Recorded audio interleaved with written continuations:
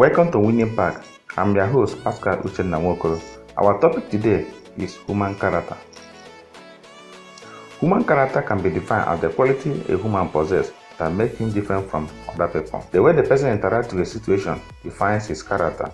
Although character is an attribute of a human himself, it can only be known by the man's action, and is the raw description of the mental and nervous constitution on which the action depends. The way you deal with complexity of life also defines your character. Character is like a pregnancy that cannot be hid, whether good or bad. Character transits are valued aspects of person's behavior. Everyone has character transits, both good and bad ones.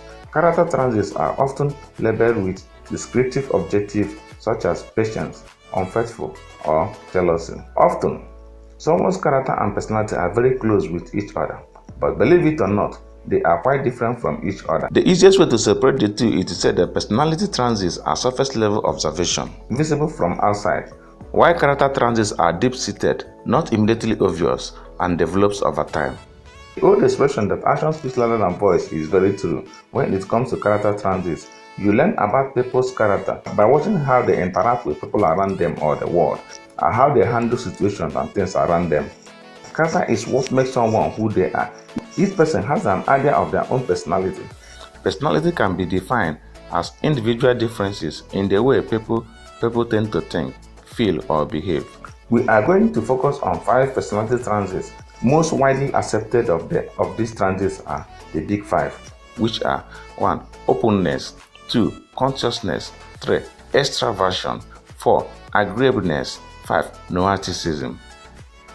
The big 5 are the ingredients that makes up each individual personalities. A person might have a dash openness, a lot of consciousness, and an average amount of extraversions, plenty of agreeableness, and almost no narcissism at all. Or individual can be disagreeable, narcissistic, introverted, consciousness, and hardly open at all. Here is the details of what each transit entails. 1. Openness.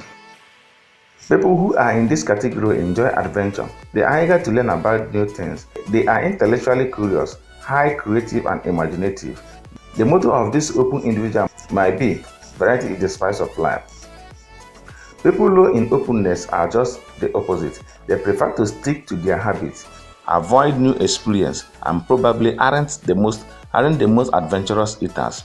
Changing personality is usually considered as a tough process, but openness is a personality transit that has been shown to be subject to change in adulthood. Number 2 is consciousness. People who are consciousness are organized and have a strong sense of duty. They are dependable, disciplined, and achievement focused. Those with this transit plan ahead and aim high. They may also take great interest in one topic rather than a person interest in many. People low in these transits are more spontaneous and freewheeling. They may tend toward carelessness. Consciousness is a helpful transit to have, as it has been linked to achievements in school and on job.